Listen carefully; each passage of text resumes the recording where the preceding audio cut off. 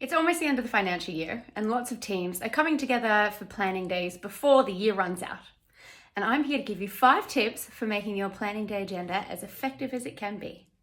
Tip number 1 is make sure you leave enough time for every activity. The number one mistake I see people making when they put their agenda together is too many activities, too many discussions, and you can't really go deep on anything because there's not enough time.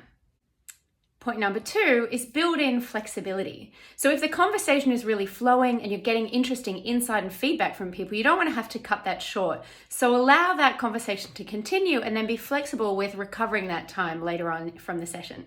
Tip number 3, make sure you use interesting activities, not just lots of small group or plenary conversation.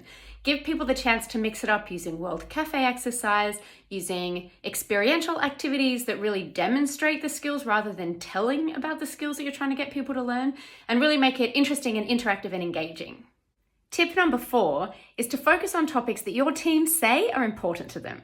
So you can use the census results, you can do a pre-planning day survey, but make sure that the topics and content that you're focusing on is what's actually important to your team and to improving the team culture and team performance.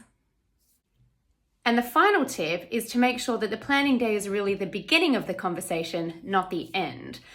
The most disconnection I see during planning days is when people have been to a lot when nothing has happened off the back end of them. So you need to make sure you're capturing all the insights, capturing ideas, recording things during the session, reporting them back to the team after so they know you've heard them properly and they can add things to it. And then as you're responding throughout the rest of the year to the ideas and insights and suggestions that came up, referring back to the planning day so people know that it's as a direct result of the things that they said to you.